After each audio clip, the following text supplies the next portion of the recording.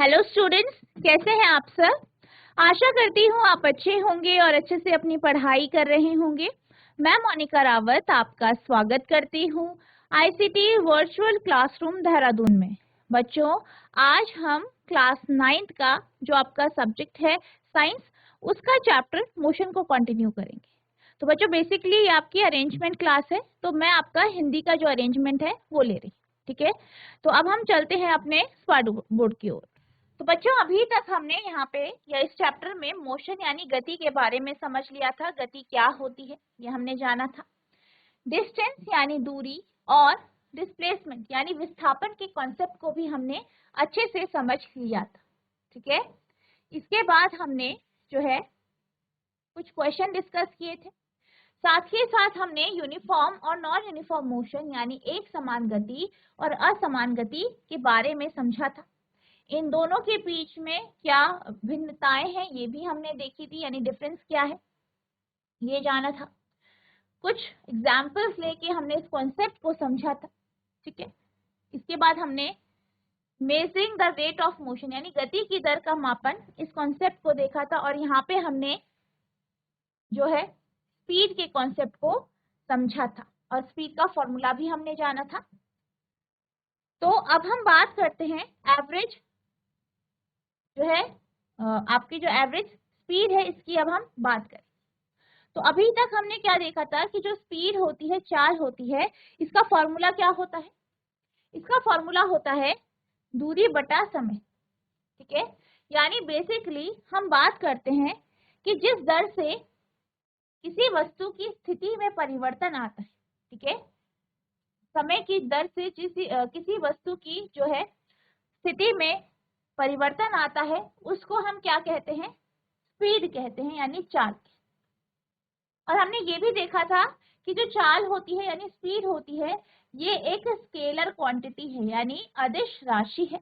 यानी इसका जो है केवल मैग्नीट्यूड होता है, परिमाण होता है, दिशा नहीं होती है, ठीक है।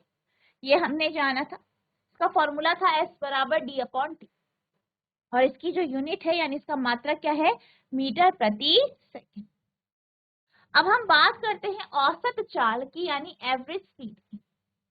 बेसिकली जब हम औसत चाल की बात करते हैं तो औसत चाल का अर्थ है कि अगर कोई भी वस्तु गति में है, ठीक है, उसने कोई यात्रा की है, तो उसने कुल कितना जो है दूरी तय की है और उस दूरी का लिए गए कुल समय के साथ जो अनुपात होता है वो आपका एवरेज स्पीड यानी औसत चाल होता है। तो यहाँ पे क्या बात करें हम, टोटल, कुल की बात करें यानी टोटल की बात करें, ठीक है।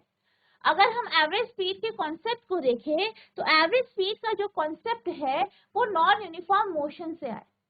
बेसिकली जब हम बात करते हैं कि कोई वस्तु गति करे, वास्तविक तौर पर जब भी कोई वस्तु गति करती है, यानी अगर आप नॉर्मल कंडीशन में देखो तो वो क्या करती है, वो बराबर समय अंतराल में बराबर दूरी तय नहीं करती, ठीक है।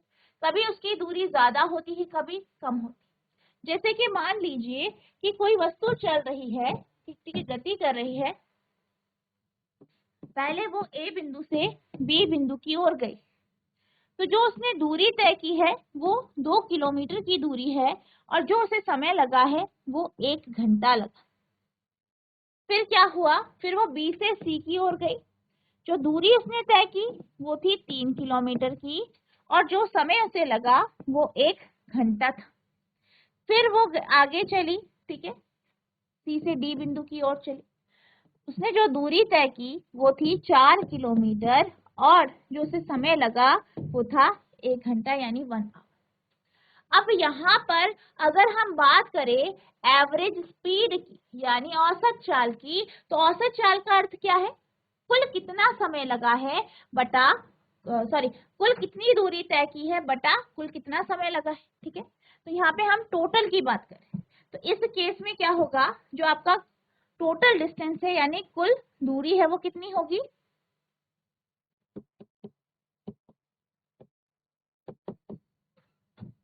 कितना होगा कुल दूरी, 2 + 3 + 4 यानी कितना हो गया, 9 किलोमीटर, ठीक है। अब अगर हम टोटल टाइम यानी कुल समय की बात करें, टोटल टाइम यानी कुल समय, तो कुल समय कितना लगा, 1 + 1 + 1 यानी 3 घंटे, 3 आवर्स, ठीक है, 3 घंटे लगे। तो यहाँ पर जो औसत चाल होगी वो कितनी होगी, यहाँ पर जो औसत चाल होगी, एवरेज स्पीड यानी औसत चाल जो होगी वो होगी 9/3 यानी 3 मीटर प्रति सेकंड, ठीक है। तो ये क्या हो जाएगी, एवरेज स्पीड, औसत चाल।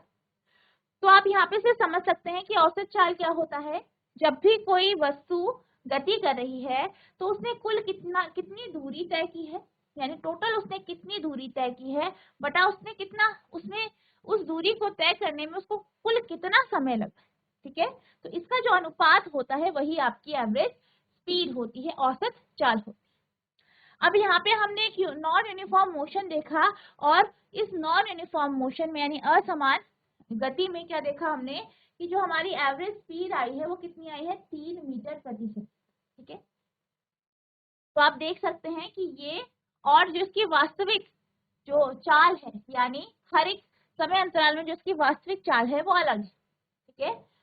अब ये जो कॉन्सेप्ट है ये बेसिकली आपके नॉन यूनिफॉर्म मोशन से ही आए, क्योंकि जब हम यूनिफॉर्म मोशन की बात करते हैं, एक समान गति की बात करते हैं, तो इस केस में क्या होता है कि एक समान गति में क्या होता है कि जब वस्तु चलती है तो बराबर समय अंतराल में बराबर दूरी तय करती है। यानी अगर वो चल रही है, मान लीजिए वो एक बिंदु P से Q की ओर गई, उसको 1 घंटा लगा, और जो उसने समय जो उसका समय था वो 1 घंटा था, और जो उसने दूरी तय की वो 2 किलोमीटर की थी। फिर वो Q से R की ओर गई, तो उसने जो टाइम लिया वो था 1 घंटा, और जो दूरी तय की वो है 2 किलोमीटर। फिर वो S की ओर गई यानी R से S पे गई, तो उसने जो दूरी तय की वो थी 2 किलोमीटर, और जो से समय लगा वो था 1 घंटा। इस केस में अगर आप एवरेज स्पीड निकालें तो टोटल जो है डिस्टेंस कितना है आपका, कुल दूरी कितनी है, 2 + 2 + 2, और समय 1 + 1 + 1 यानी 6/3 यानी 2 किलोमीटर प्रति घंटा। आप यहाँ पे देख सकते हैं कि जो यहाँ पे जो वस्तु है सेकेंड केस में, जो P से Q फिर Q से R, R से S की ओर जा रही है, ये वस्तु क्या कर रही है, बराबर समय अंतराल में बराबर दूरी तय कर रही है, यानी ये यूनिफॉर्म मोशन में है। और आप यहाँ पे देख सकते हैं अगर हम P Q, Q R, R S ये तीनों समय अंतराल में अगर हम चाल देखें तो कितनी आ रही है, 2 किलोमीटर प्रति घंटा, क्योंकि आपका क्या होता है चाल का फॉर्मूला दूरी बटा समय, तो 2/1, तो 2 आ गई है। तो आप देख सकते हैं कि यूनिफॉर्म मोशन में यानी एक समान गति में जो औसत चाल है वो वही है जो वास्तविक चाल है वस्तु। वहीं जब हम बात करते हैं असमान गति की, तो इस केस में आप देख सकते हैं कि जो औसत चाल है वो वास्तविक चाल से भिन्न है, क्योंकि वास्तविक चाल हर एक समय अंतराल में अलग अलग है, ठीक है। तो यहाँ से आपको एक कॉन्सेप्ट समझ में आया होगा, और बेसिकली जब हम एवरेज स्पीड की बात करते हैं तो ये कॉन्सेप्ट हमारा नॉन यूनिफॉर्म मोशन से ही आया, ठीक है। Average speed is defined as uniform speed which is given by the ratio of total distance traveled by the object to the total time taken, यानी औसत गति को एक समान गति के रूप में परिभाषित किया जाता है। यानी यहाँ पे क्या कहा गया है, यहाँ पे ये कहा गया है कि जब हम एवरेज स्पीड की बात करते हैं तो हम ये कह सकते हैं एक समान गति, यानी जब हम एवरेज स्पीड के बारे में बात करते हैं तो चाहे आपकी जो आपकी वस्तु है वो कैसे भी मोशन कर रही हो, हमें ये लगता है कि हर समय अंतराल में वो इतनी ही दूरी तय कर रही है, ठीक है। तो इसे हम एक यूनिफॉर्म स्पीड के रूप में भी लेते हैं, ठीक है, एक समान गति के रूप में भी लेते हैं। औसत गति को एक समान गति के रूप में परिभाषित किया जाता है जो किसी वस्तु द्वारा तय की गई दूरी और वस्तु द्वारा लिए गए कुल समय के अनुपात से दी जाती है। इसका फॉर्मूला क्या है? एवरेज स्पीड बराबर total distance travel upon total time take, यानी औसत चाल बराबर कुल तय की गई दूरी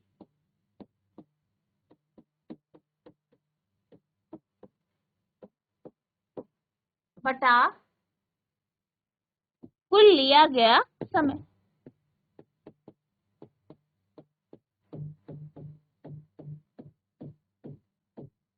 ठीक है, तो ये क्या है इसका फॉर्मूला। ठीक है, आप इसे नोट करें।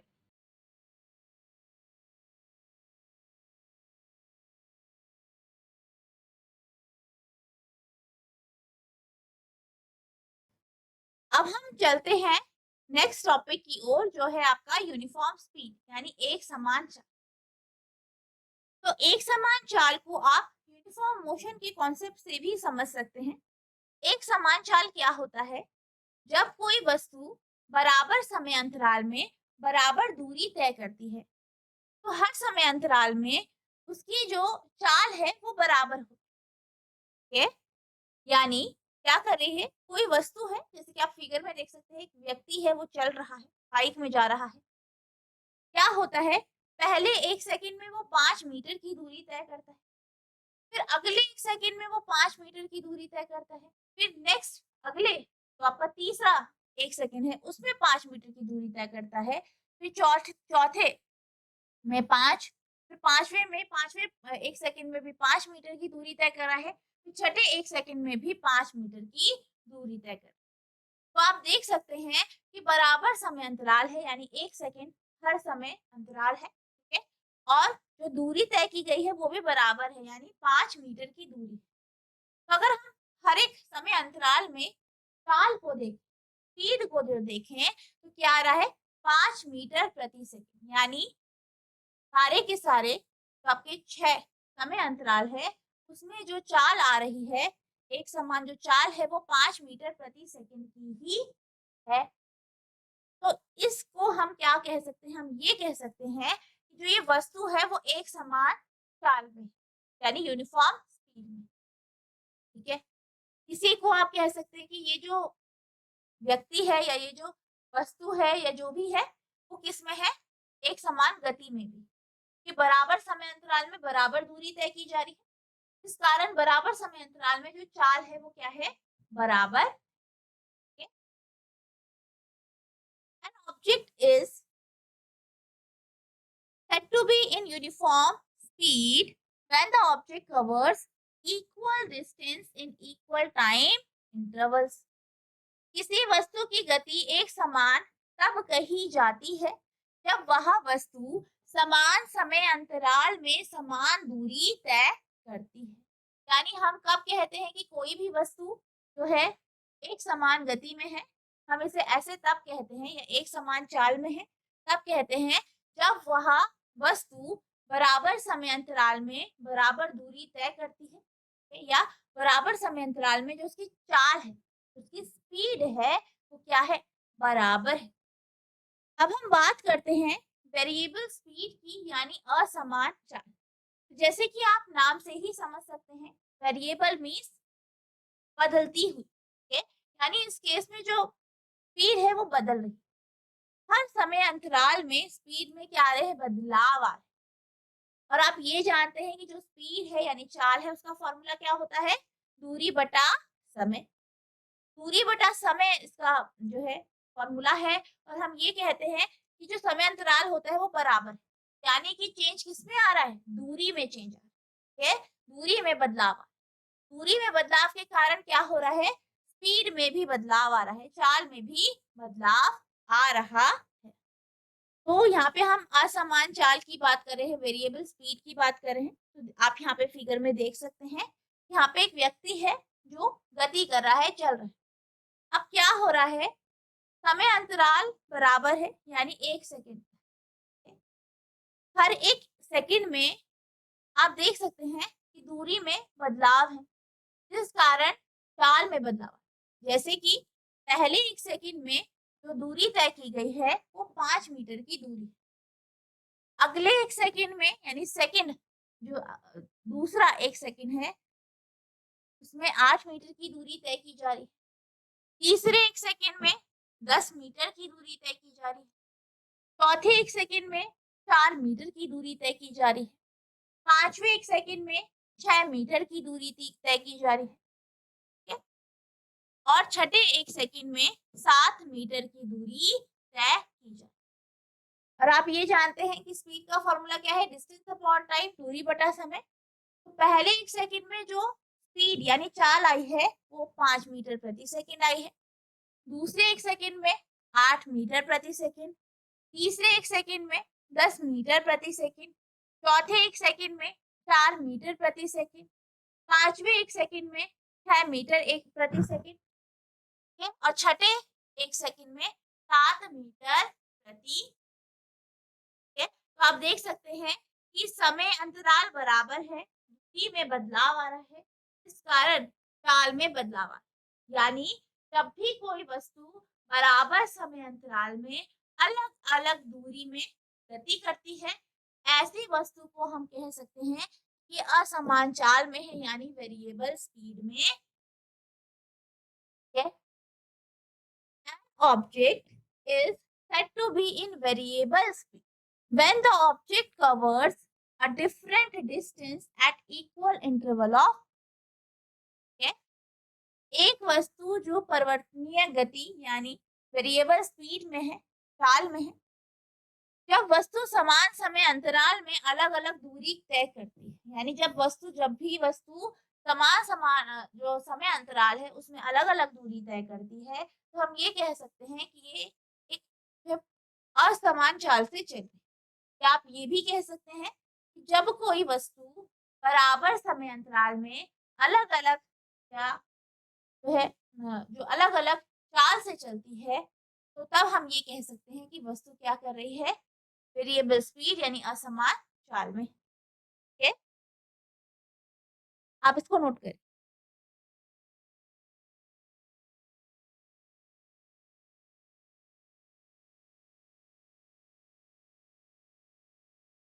अब हम चलते हैं एक प्रश्न की ओर। तो आपका प्रश्न है, an object travels 16 metre in 4 second and then another 16 minute in 2 second.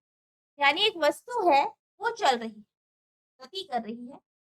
पहले 4 सेकेंड में वो 16 मीटर की दूरी तय करती है, फिर अगले 2 सेकेंड में वो 16 मीटर की दूरी तय करती है। What is the average speed of the object? आपको वस्तु की औसत चाल निकालनी है, औसत चाल निकालनी है यानी एवरेज स्पीड। एक वस्तु 4 सेकंड में 12 मीटर और फिर 2 सेकंड में 16 मीटर की दूरी तय करती है। वस्तु की औसत चाल क्या है? तो यहाँ पे क्या क्या कहा गया है, दो आपको समय अंतराल दिए गए हैं, 4 सेकंड और 2 सेकंड, और दोनों समय अंतराल में वस्तु ने बराबर दूरी तय की है यानी 16 मीटर की दूरी तय की है। आपको इसकी औसत चाल निकालनी। सबसे पहले जो आपको इंफॉर्मेशन दी गई है उसे आप नोट डाउन करेंगे।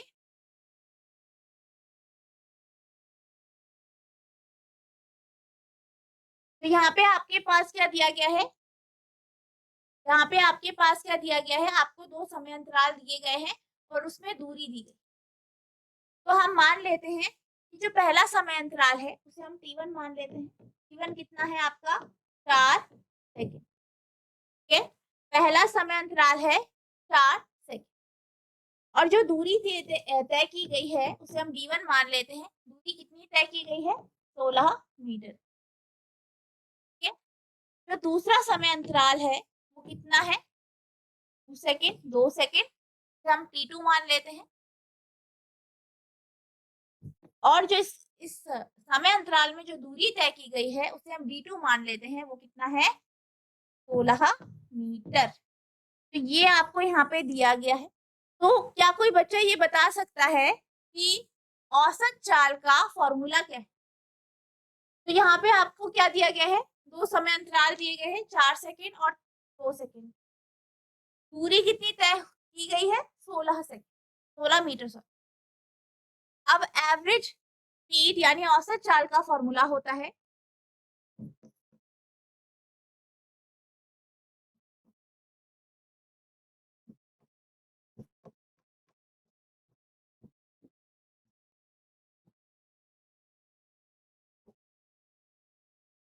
कुल तय की गई दूरी यानी टोटल डिस्टेंस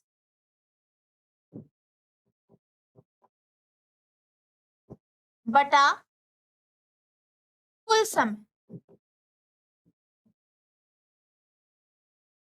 अगर हम कुल दूरी की बात करें, ठीक है, कुल दूरी क्या होगी आपकी? d1 plus d2।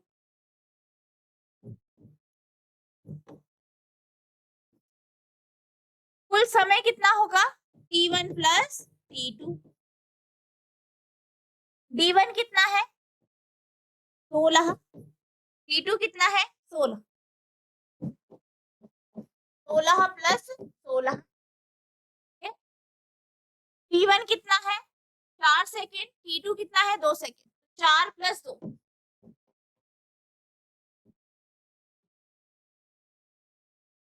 32 बटा 6।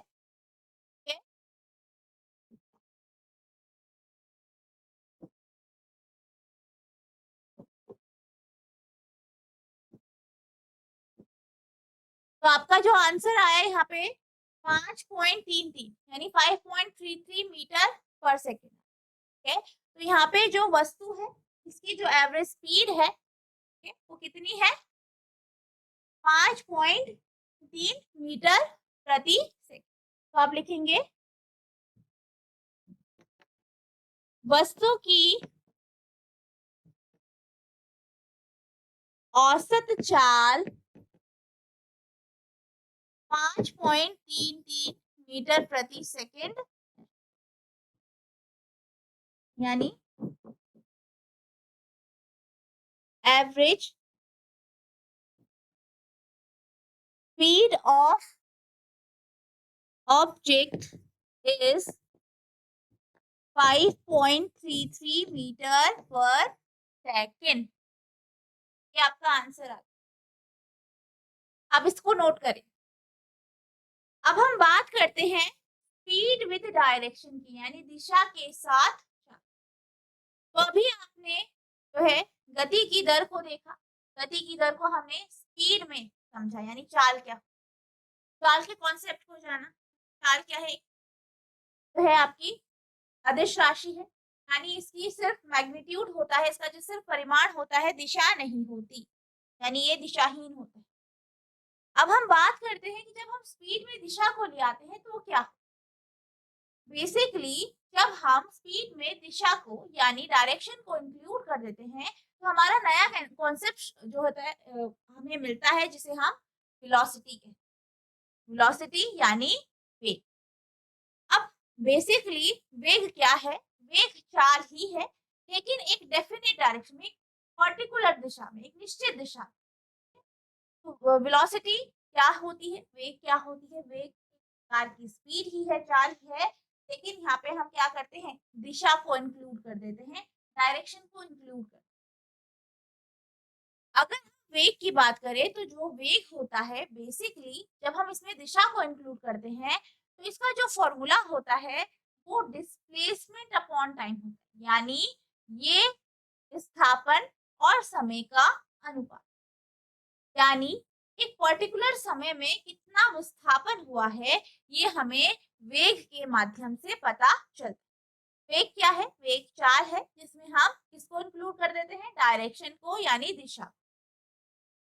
अब जैसे हमने स्पीड के बारे में बात करी, चाल के बारे में बात करी, जो स्पीड होती है वो यूनिफॉर्म भी होती है और वेरिएबल भी होती है, यानी वो एक समान भी रह सकती है और परिवर्तनशील है यानी बदलती भी। इसी तरीके से जो आपकी वेलोसिटी होती है, वेग होता है, ये भी एक समान भी होता है और परिवर्तनशील है यानी वेरिएबल भी यानी असमान भी। यानी बराबर समय अंतराल में जो विस्थापन है वो बराबर भी हो सकता है, अलग अलग भी हो सकता है। अगर हम वेलोसिटी की बात करें तो यहाँ पर जो है वेलोसिटी जो है यानी जो वेग होता है वो सिर्फ सिर्फ जो है आपके दूरी को बदल के ही नहीं, बल्कि जब आप चल रहे हैं, गति कर रहे हैं, दिशा को बदल के भी वो बदला जा सकता है। जैसे हमने स्पीड में बात की थी, तो स्पीड में हम क्या देख रहे थे कि दूरी बदल रही थी, समय अंतराल अगर सेम है तो दूरी में चेंजेस आ रहे थे, जिस कारण आपकी जो स्पीड है वो बदल रही है। लेकिन जब हम वेलोसिटी यानी वेग की बात करते हैं, वेग को हम है मैग्नीट्यूड या जो आपकी डिस्प्लेसमेंट है, डिस्प्लेसमेंट का जो मैग्नीट्यूड का जो परिमाण है को बदल के भी बदल सकते हैं। साथ ही साथ हम क्या कर सकते हैं, हम दिशा को बदल के भी वेलोसिटी को यानी वेग को बदल सकते हैं। और ये क्या है, एक सदिश राशि है। क्यों है सदिश राशि? क्योंकि परिमाण के साथ साथ दिशा भी, यानी एक दिशाहीन जो है क्वांटिटी नहीं है। तो अब हम बात करते हैं स्पीड विद डायरेक्शन। ठीक है, velocity is the speed of an object moving in a definite direction। यानी वेग एक निश्चित दिशा में चलते हुए वस्तु की चाल है।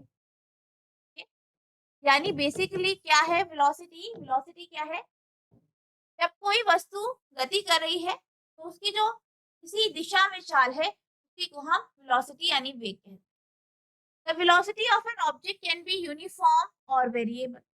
किसी वस्तु का वेग समान या परिवर्तनशील हो सकता है। यानी हो सकता है कि अगर कोई वस्तु गति में है तो उसका जो वेग है वो एक जैसा हो। ये भी हो सकता है किसी गति में वो या किसी यात्रा में उसकी जो जो उसका वेग है वो बदले। It can be change by changing the direction objects speed, direction of the motion और इसे वस्तु की गति, गति की दिशा या दोनों को बदलकर बदला जा सकता है। यानी अगर आपको वेलोसिटी को चेंज करना है, जो गति है या जो चाल है उसको आप बदल सकते हैं, उसकी दिशा को बदल सकते हैं या दोनों को बदल सकते हैं। It is a vector quantity. यह क्या है? एक सदिश राशि है। यानी इसका परिमाण के साथ साथ क्या क्या क्या होती है?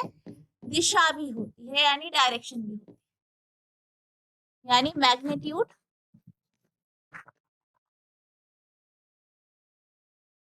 Plus direction. ठीक है, मैग्नीट्यूड प्लस डायरेक्शन दोनों होते हैं। आप इसे नोट करें।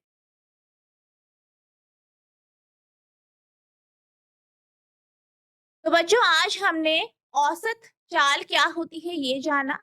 ये हमने देखा कि जो आपका औसत चाल का कॉन्सेप्ट है ये नॉन यूनिफॉर्म मोशन यानी असमान गति से आया है। यानी जब भी हम किसी ऐसे मोशन की बात करते हैं जो नॉन यूनिफॉर्म है, उसकी हम एवरेज स्पीड निकाल के ये बताते हैं कि उस यात्रा में या उस वो जो आपका मोशन है, गति है, उसमें चाल कितनी है। इसके साथ-साथ हमने जो है वेरिएबल स्पीड के कॉन्सेप्ट को भी जाना। साथ ही साथ हमने क्वेश्चन डिस्कस किया। आई होप ये क्वेश्चन आपको समझ में आया होगा। इसके साथ-साथ हमने वेलोसिटी के कॉन्सेप्ट को भी समझा कि ये क्या है। यहाँ पे हम स्पीड को डायरेक्शन के साथ पढ़ते हैं। ठीक है? तो आई होप आपको वेलोसिटी का कॉन्सेप्ट भी समझ में आया होगा। आपको इन सारे टॉपिक्स को रिवाइज करना है और अगर आपको किसी भी प्रकार की कोई भी प्रॉब्लम होती है या कोई भी प्रश्न आपके मन में उठता है तो आप नेक्स्ट लेक्चर में पूछ सकते हैं। तो बच्चों आज के लिए बस इतना ही। मिलते हैं आप नेक्स्ट सेशन में। तब तक के लिए thank you and have a nice day.